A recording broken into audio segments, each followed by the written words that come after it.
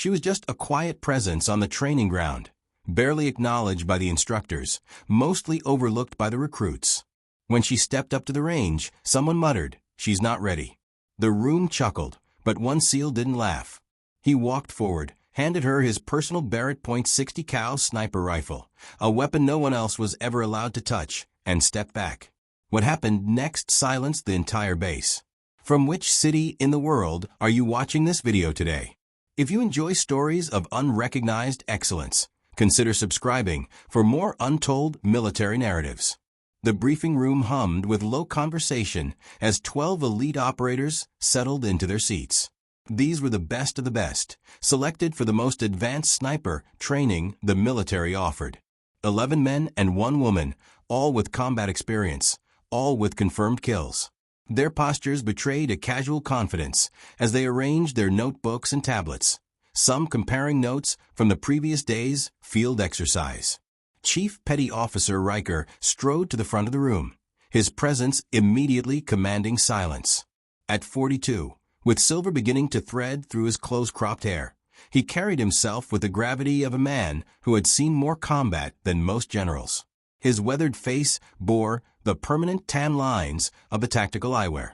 "Today we're covering terminal ballistics in extreme weather conditions," he announced, tapping his tablet to project ballistic tables onto the screen. "When you're taking a shot at 1,800 yards with a 30-knot crosswind and 15 degrees temperature variance between you and the target, these calculations become life or death."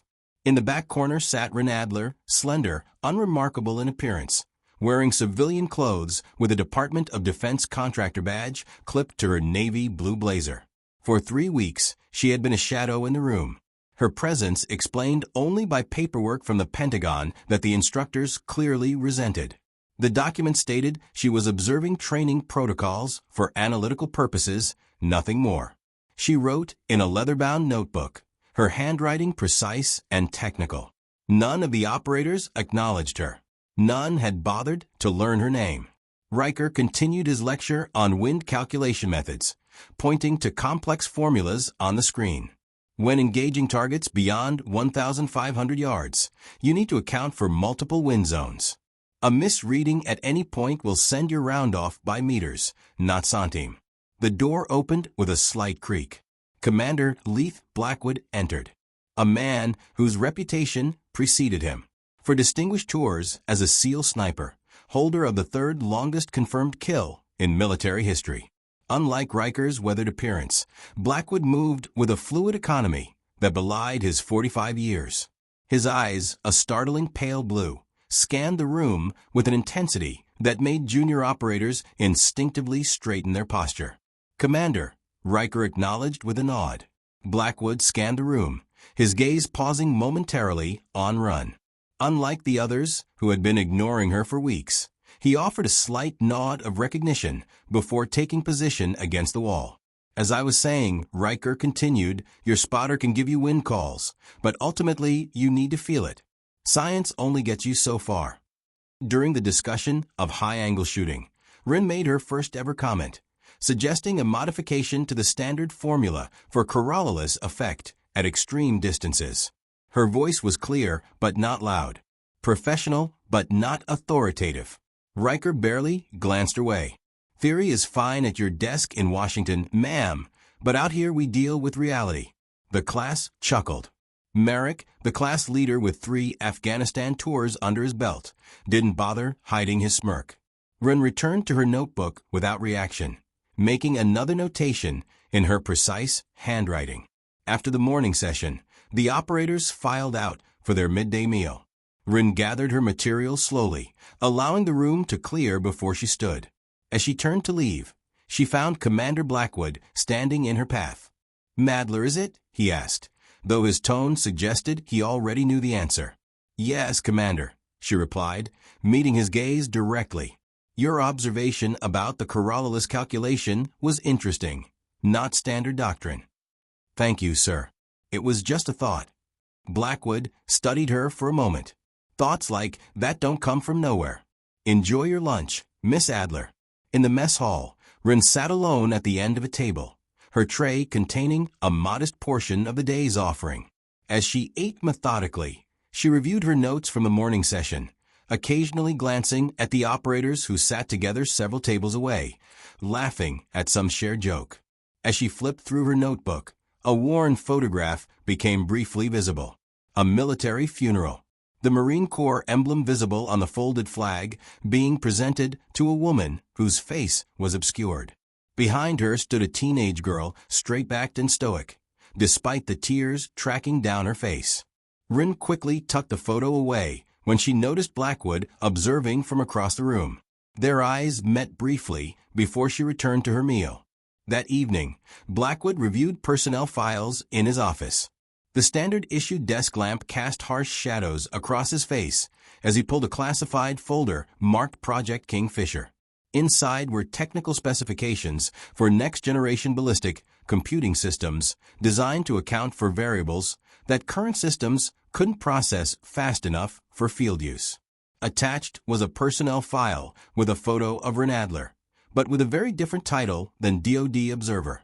Blackwood studied the file intently, his expression revealing nothing. The next day dawned with challenging weather. Gray clouds scudded across the sky, pushed by winds that changed direction, seemingly at random.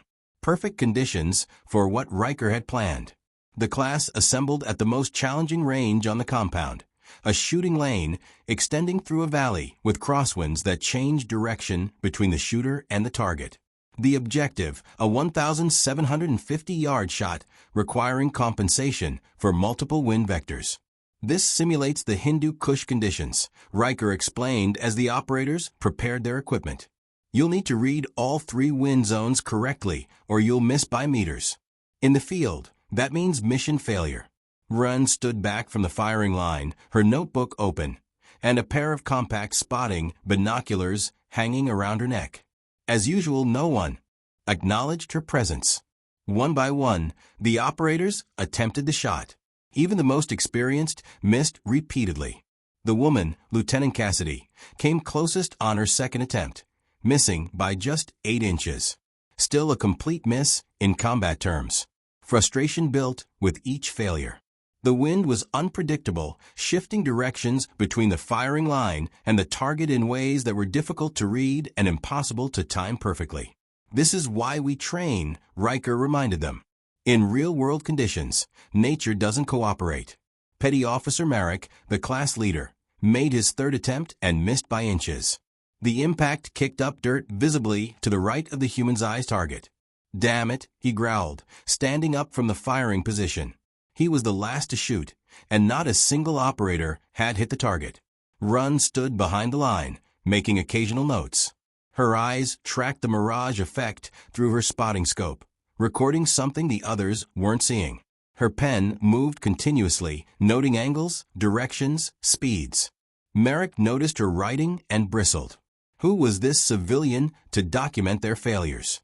"Hey," he called out loud enough for everyone to hear. "Maybe our observer wants to show us how it's done. Probably easier from behind a desk." Several operators laughed. Riker allowed himself a thin smile. "She's not ready," he said dismissively. "This isn't a simulation or whatever they play with at the DoD." Rin didn't respond. Didn't even look up from her notebook. The group's attention shifted as Commander Blackwood, who had been silently observing from the edge of the range, suddenly walked to his personal gear case that had been sitting unopened near the equipment shed. A hush fell over the range as he unlocked the reinforced case and removed his custom Barrett pointed .60 caliber rifle. A weapon legendary within special operations circles, not just for its devastating power, but because Blackwood never allowed anyone else to handle it. The rifle was a marvel of engineering with custom machine parts and a scope worth more than most family cars.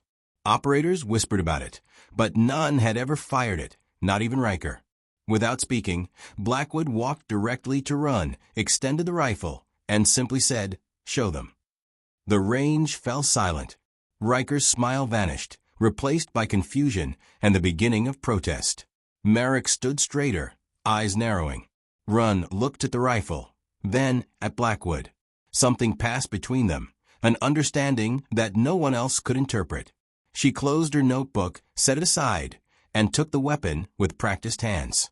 Every eye on the range followed her as she moved to the firing position Marek had just vacated. There was a subtle shift in her demeanor, a straightening of her spine, a setting of her shoulders, a focus in her gaze that hadn't been there moments before. The operators exchanged glances as she checked the weapon with surprising familiarity, confirming the chamber, adjusting the stock extension perfectly for her frame, and making minute adjustments to the scope settings that even the instructors wouldn't have attempted on Blackwood's prized rifle. As she settled into position, Blackwood finally broke the silence. "Lieutenant Colonel Renadler," he said, his voice carrying across the now silent range. Marine Corps, 7 deployments with Force Recon, expert instructor at Quantico, before transferring to Special Operations Command. The class was stunned into silence. Riker's expression shifted from dismissal to confusion, then to dawning realization. Marek looked as though he had been physically struck. Ron lay prone, completely transformed from the quiet observer they had ignored for weeks. Her breathing changed, her body settling into the earth with perfect alignment. She made microscopic adjustments to the scope windage that even the instructors didn't recognize. For 30 seconds, she simply observed the range, watching heat mirages and grass movement at different distances. The operators held their breath.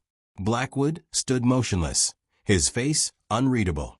Then, with absolute focus, Run controlled her breathing, timed her heartbeat, and squeezed the trigger with perfect pressure. The Barrett roared, the massive recoil absorbed efficiently by her precisely positioned body. Through their spotting scopes, the class watched as the round traveled the 1,750 yards, cutting through the shifting winds, as if they weren't there. The impact was dead center on the target. The spotters confirmed the hit through their scopes, their disbelief evident in their silence. The shot had not just hit the target.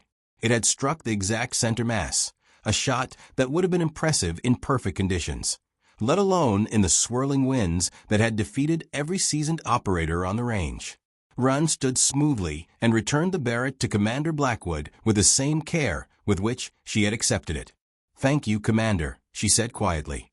"Your barrel harmonics are slightly off at the third rifling groove. You might want to have that checked." Blackwood accepted his weapon with a nod, suppressing a smile as he inspected the rifle. The other operators remained frozen, processing what they had just witnessed. Chief Riker stepped forward. His entire demeanor changed. The dismissive instructor was gone, replaced by a professional, suddenly reassessing everything he thought he knew. "Who are you really?" he asked. "Why are you here?" Run squared her shoulders, transforming once more, this time from shooter to briefer. The hesitant observer was gone completely. "I'm not observing your training methods, Chief," she explained. "I'm evaluating your equipment.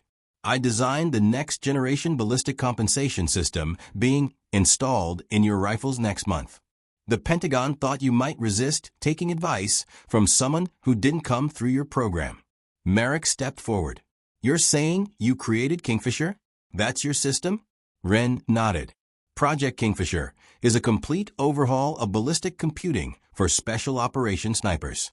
It accounts for variables current systems ignore or calculate too slowly for field use. "So this was some kind of test?" Lieutenant Cassidy asked the only female operator in the class. "Not of you," Wren clarified. "Of the equipment you're using. I needed to understand its limitations in practical application before finalizing the replacement." Commander Blackwood secured his rifle back in its case before addressing the group. "Lieutenant Colonel Adler has been developing targeting systems for special operations for nearly a decade. Her work in Afghanistan saved more lives than most of you have rounds through. Your barrels." The shock on their faces was evident. For 3 weeks, they had ignored, dismissed, and occasionally mocked someone whose contributions to their profession exceeded their combined experience. "I believe," Blackwood continued, "that Colonel Adler has some information that might improve your performance tomorrow. I suggest we adjourn to the briefing room." 20 minutes later, the same operators who had laughed at Wren's suggestion that morning sat attentively as she stood at the front of the briefing room. Gone was the hesitant demeanor. She spoke with quiet authority, displaying technical schematics on the screen that showed the inner workings of Project Kingfisher. Current ballistic computers use linear calculations based on known variables, she explained, pointing to a complex diagram. Wind speed, direction, temperature, humidity, barometric pressure. What they don't account for is how these variables interact across distance in complex terrain. She clicked to the next slide, showing a three-dimensional model of the range they had just used. This valley creates three distinct wind zones. Your spotters can read the nearest zone accurately, estimate the middle reasonably well, but are essentially guessing at the farthest zone. Project Kingfisher uses topographical mapping and multiple sensor inputs to model all three zones simultaneously. For the next hour, Rin explained the technology with the precision of someone who had not only designed it, but had used it in the field. The operators asked increasingly technical questions, which she answered without hesitation. Even Riker, initially sitting with arms crossed defensively, began taking notes. After the session concluded, the operators filed out with a new respect evident in their demeanor. Several nodded to Run as they passed, a small gesture that spoke volumes in the elite community, where respect was earned, never given. Chief Riker remained behind, waiting until the room had cleared before approaching Run as she gathered her materials. "I owe you an apology, ma'am," he said stiffly. "I made assumptions based on incomplete information." Rin looked up from her papers. "It's the results that matter, Chief, not the recognition." Still, he persisted. "I should have done my homework, known who I was dealing with." "My background was intentionally left vague," she admitted. "We needed honest assessments of current capabilities, not performances aimed at impressing the visitor." Wrecker nodded slowly. "May I ask a question, Colonel? That shot today? Was it the technology, or was it you?" Rin allowed herself a small smile. "Both, Chief. The best technology in the world is still just a tool. It's only as good as the person using it." As Riker left, Commander Blackwood entered carrying 2 cups of coffee. He offered one to Run, who accepted it gratefully. "You could have told them who you were from the beginning," he observed, leaning against the desk. "And missed all this fun," she replied dryly, sipping the coffee. Blackwood's expression sobered. "Your father would be proud, Run." Her cup paused halfway to her lips. She set it down carefully. "You knew him well?" Blackwood nodded. "We served together in Fallujah 2004. His marksmanship saved my team during an ambush. 23 confirmed kills in a single operation. But it wasn't just his shooting that impressed me. It was his understanding of the science behind it. He could explain the physics of a bullet's flight path better than most university professors." Ren's fingers traced the edge of her notebook. "He tried to teach me everything he knew. Said I had a natural aptitude for it." "He was right," Blackwood said. "I recognized your name the moment I saw the assignment order. Kept wondering when you were going to demonstrate what I suspected you could do." "I wasn't here to shoot," she reminded him. "I was here to observe." "And yet," Blackwood pressed, "when I handed you that rifle, you didn't hesitate. That wasn't just theoretical knowledge out there today." Ren was silent for a long moment. "After Dad died, I wanted to follow his path. Applied to Scout Sniper School 3 times, was denied each time. Not the right MOS, not the right background. Eventually, I realized I could contribute in other ways. By designing the systems that would make every sniper better." Blackwood finished for her. She nodded. "If I couldn't be in the field, I could at least make sure those who were had every advantage possible. And yet, you still maintained your skills." "Old habits," she said simply. The next morning dawned clear and crisp, perfect conditions for the range. The operators arrived to find Rin already present, not in her usual place at the back, but up front with Chief Riker. Her civilian blazer was gone, replaced by standard-issued tactical pants and a Marine Corps t-shirt. Her hair, usually kept in a neat bun, was secured under a ball cap bearing the Force Recon emblem.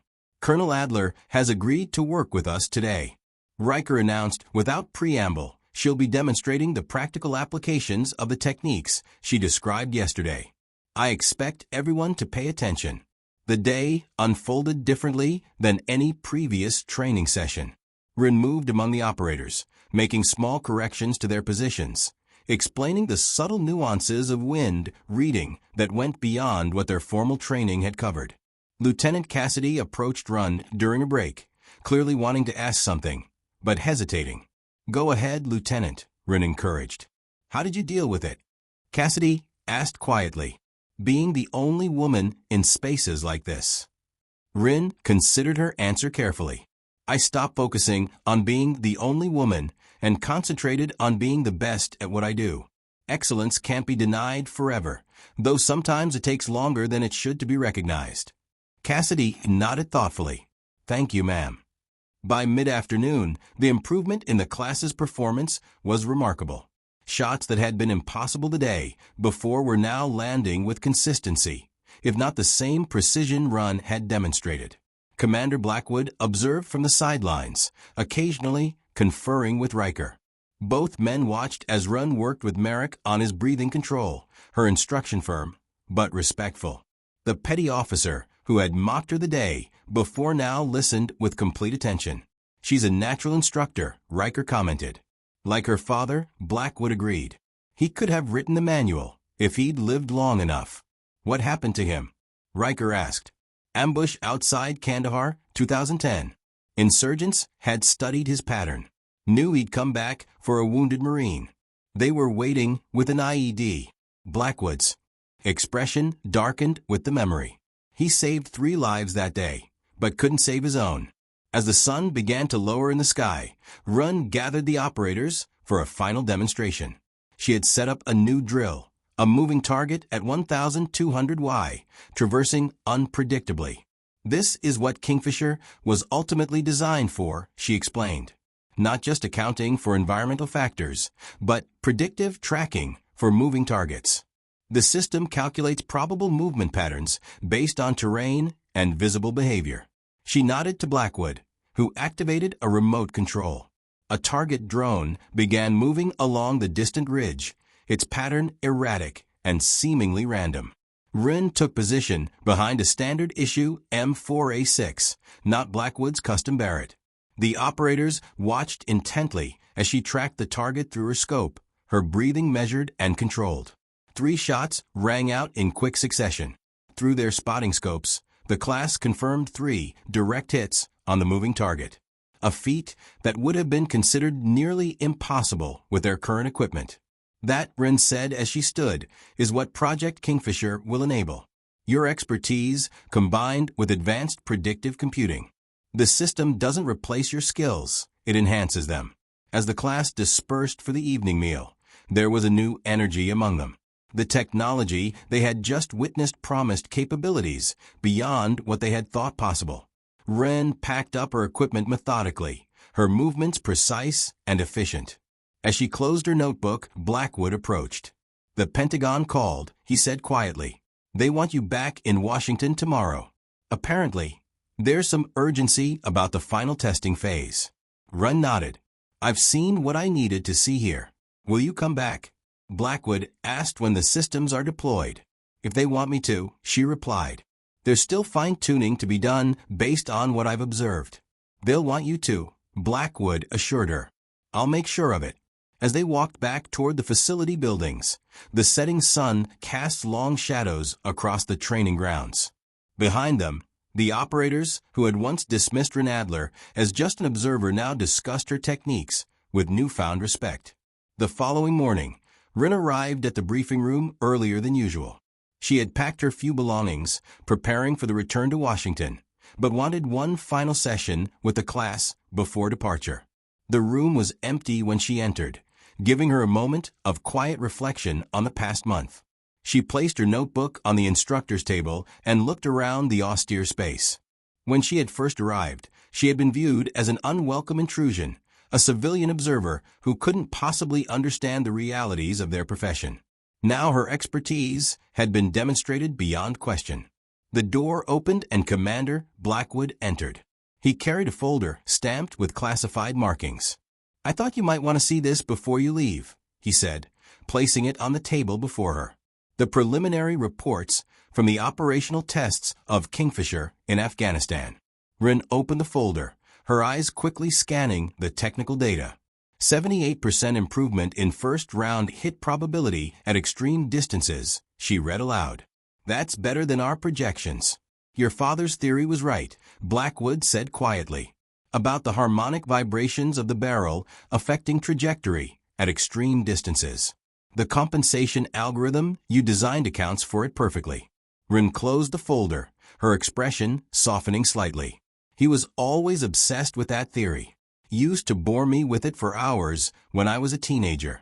I didn't understand why it mattered so much until I started working on Kingfisher. He knew someday it would save lives, Blackwood replied. Just like he knew you were the one who would figure it out. Before she could respond, the door opened again and the class began filing in. There was a notable difference in how they regarded her now. Respectful nods, direct eye contact. Lieutenant Cassidy even offered a small smile. Chief Ricker entered last carrying a tactical case. He placed it on the table beside Wren's notebook. Before you head back to Washington, he said, we wanted to present you with something. He opened the case to reveal an M4A6 sniper rifle, the same model used by Marine Scout snipers, but with subtle modifications. The stock bore a small engraved plate with her name and the Force Recon emblem. This is the first rifle fully calibrated with your Kingfisher system, Riker explained. Serial number 0001. The team thought it should go to the person who made it possible. Rin stared at the weapon momentarily at a loss for words. In her 15 years of service, through countless innovations and improvements to combat systems, she had never received such a tangible acknowledgement of her contributions. Thank you, she said finally, her voice steady despite the emotion behind it. This means more than you know. We also have something else, Blackwood added. He nodded to Merrick, who stepped forward. Ma'am, Merrick began, his previous arrogance replaced with genuine respect. We'd like to request that you run us through a final practical demonstration before you leave, not as an observer, but as an instructor. Rin looked around the room at the expectant faces of the operators who had dismissed her just days before. Their expressions now showed nothing but professional respect. I'd be honored, she replied. An hour later, the class assembled at the range. This time, Rin stood at the center of the firing line. The operators gathered around her as she explained advanced techniques for wind calling across multiple zones. The key is understanding that wind doesn't move in a uniform direction, she explained, pointing to the valley. Terrain creates turbulence patterns. Look for indicators at different distances. Grass movement near the firing position, dust at mid-range, mirage effects near the target. Each tells you something different. She demonstrated the technique with her newly presented rifle, calling out her observations before each shot. 3 consecutive rounds at 1,500 yards, each landing within an inch of the previous impact despite changing wind conditions. The operators took turns applying her methods, their accuracy improving noticeably with each attempt. Even Riker tried his hand, landing a shot that would have been beyond his capabilities the day before. As the morning progressed, Rin worked with each operator individually, addressing their specific challenges. With Lieutenant Cassidy, she spent extra time discussing how different body mechanics might require slight adjustments to standard shooting positions. The manual was written for the average male body, Rin explained quietly. Sometimes you need to adapt. Finding your optimal position isn't breaking protocol. It's maximizing performance. Cassidy nodded gratefully. They don't teach us that in basic sniper school. They should, Rin replied. Maybe someday they will. By midday, the improvement in the entire class was evident. Shots that would have been considered lucky hits were now being made consistently. The operators moved with new confidence, applying Ren's principles to each attempt. During a break, Commander Blackwood approached Rin as she made notes on the morning's performance. Washington called again, he said. They've moved up your briefing to tomorrow morning. A car will be here in an hour to take you to Andrews. Rin nodded, closing her notebook. I've seen what I needed to see. The system works even better in the field than in the lab. With proper training, these operators will be able to engage targets that would have been considered beyond effective range just a year ago. It's not just the system, Blackwood observed. It's how you've taught them to use it. Technology is only as good as the operator's understanding of it. My father used to say the same thing, she replied with a slight smile. A sniper rifle in untrained hands is just an expensive club. Sounds like him. Blackwood chuckled. He never missed an opportunity for a teaching moment. As they walked back toward the main facility, Blackwood's expression turned serious. There's something else you should know before you leave. I've recommended you for a position here, heading up the Advanced Ballistics Training Division. The Pentagon has already approved it if you're interested. Ren stopped walking, surprised by the offer. You want me to leave R&D and come back to the field? I want you to do both, Blackwood clarified. Continue your development work, but with direct input from the operators who will use your systems. No more being the observer in the back of the room. Lead from the front. She considered the proposal, looking out across the training grounds where operators were still practicing the techniques she had taught them. After years of being denied the opportunity to serve in the capacity she had originally sought, the irony wasn't lost on her. I'll think about it, she promised. But first, I need to get Kingfisher across the finish line. An hour later, Rin stood by the facility entrance, her bags packed and waiting beside her. The class had gathered to see her off, a gesture that would have seemed impossible just days earlier. Chief Recur stepped forward, extending his hand. Thank you, Colonel, for the technology and the training. Thank you, Chief, for keeping an open mind, she replied as they shook hands. Eventually, he had the good grace to look slightly embarrassed before nodding respectfully. Lieutenant Cassidy approached next. Ma'am, I just wanted to say that what you showed us, what you taught us, it matters especially to me. You're a good shooter, Lieutenant, Rin said. Trust your instincts and your training. The rest will follow. One by one, the operators said their goodbyes, each expressing gratitude for what they had learned. Merrick was the last to approach. Colonel, he said formally, I owe you an apology for my behavior. It was unprofessional. Already forgotten? Petty officer, she assured him. Just remember that expertise doesn't always come in the package you expect. Yes, ma'am. He agreed. That's a lesson I won't forget. As the black government SUV pulled up to the curb, Commander Blackwood stepped forward with a rifle case containing her presentation weapon. Don't forget this, he said, handing it to her. It's the physical proof of what you've accomplished here. Thank you, Commander, she replied, accepting the case. For everything. The offer stands, he reminded her. When you're ready. Ron nodded, then turned to address the assembled operators one last time. Gentlemen, Lieutenant, she said, her voice carrying across the group. What you do matters. The technology we develop, the systems we create, they're all designed for one purpose. To give you the edge you need to complete your missions and come home safely. Never forget that there are people behind the scenes dedicated to making sure you have every possible advantage. With that, she turned and walked to the waiting vehicle. As it pulled away, she looked back at the group, still standing at attention. Commander Blackwood at their center. Years of being overlooked, of having her expertise questioned, of fighting for a place at the table. All had led to this moment of vindication. The SUV turned onto the main road, and Rin opened her notebook to review her notes from the training session.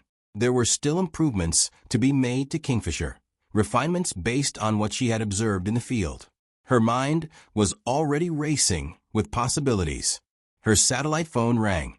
Pentagon calling with updated briefing details. As she answered, she glanced down at the rifle case beside her. The name plate caught the sunlight. Lieutenant Column Rin Adler, USMC Force Recon. Below it, in smaller engraving, was a quote her father had often repeated. Excellence cannot remain unrecognized forever. 6 months later, under a clear Afghan sky, a Marine sniper team lay in position on a rocky outcropping. Lieutenant Cassidy peered through the advanced scope of her M4A6, now fully equipped with the Kingfisher system. Beside her, her spotter monitored conditions through a linked targeting computer. Wind variable, 3 zones, 15 to 18 knots. The spotter reported target distance 1750 m, moving evasively. Kingfisher Online, Cassidy confirmed, watching as the system calculated the complex variables and displayed the solution in her scope, adjusting for barrel harmonics, atmospheric conditions, and target movement. She controlled her breathing, focused her mind, and applied the techniques Wren had taught her. The shot broke clean, the round traveling the extreme distance through swirling mountain winds. Through her scope, she watched as the high V-value target dropped. A perfect center mass hit. Target down, her spotter confirmed. One shot, one kill. As they began their careful extraction, Cassidy thought about the woman who had made this shot possible, not just through technology, but through the confidence and knowledge she had imparted. The woman everyone had dismissed as not ready until a commander had handed her his personal rifle and let her show the world exactly who she was. At the Pentagon, Wren Adler stood before a room of generals and defense officials, presenting the performance data from Kingfisher's first 6 months of field deployment. The statistics were beyond even the most optimistic projections. 86% improvement in first-round hit probability, 63% increase in effective range, 41% reduction in time to target acquisition. In conclusion, she stated confidently, Project Kingfisher has fundamentally changed the capabilities of our special operations snipers. Shots previously considered high risk or impossible are now being made consistently under combat conditions. As the briefing concluded to approving nods, her phone vibrated with a message from Commander Blackwood. Position still open. When you're ready. Wren smiled slightly as she gathered her materials. Perhaps it was time to step out from behind the scenes and into the role she had always been meant to fill. Not just designing the systems that saved lives, but teaching others to use them to their full potential. Sometimes, she reflected, the most valuable people in a room are the ones you don't notice until they show you what excellence truly means.